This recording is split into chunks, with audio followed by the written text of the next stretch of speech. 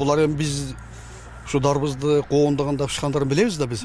Булардын пыша турган убактары августтан кийин. Августтан бир 10-15-нен дарбыздар пышат. Ошондо чыгат. Ошондо жердин өзүнүн күчү менен чыгып, организмге эч кандай зыяндуулугу болбойт да.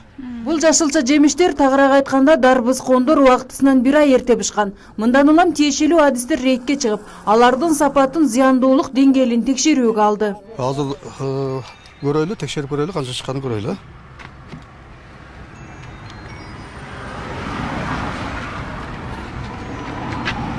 Канча? Бул 60 чыгыш керек, нормадагысы 60 чыгыш керек, 60 грамм. Чындыгында фактически 132 грамм чыгып атат да. Ошондо буда экесе дарысы көп. Дары менен пышырган. Экесе көп дарынын содержаниясы. Дарбыз коңшу Өзбекстандан келет. Ал эми Тажикстандан алынып келинет деген анделектерде дагы ченеминен жогору өлчөмдө дары кошулуп бышканы белгилүү болду. Азыр көрөйлү азыр. Ар бир продуктунун өзүнүн немеси бар. Нормасы көргөзүлгөн.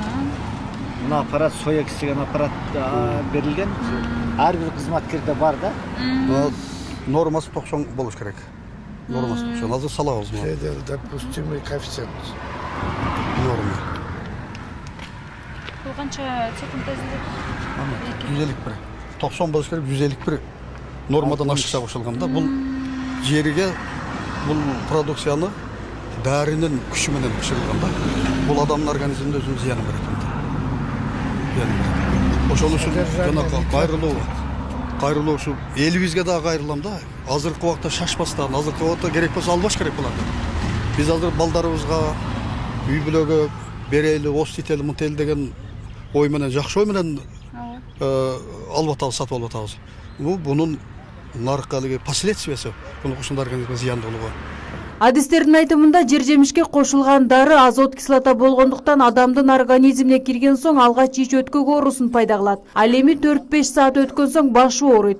Ошентип бул зыяндуу зат адам организминде топтолуп отуруп, адам рак, кант диабети оорусуна кабылат. Аялдар төрөттөн калса, эркектерди тукумсуздукка чейин жеткирет.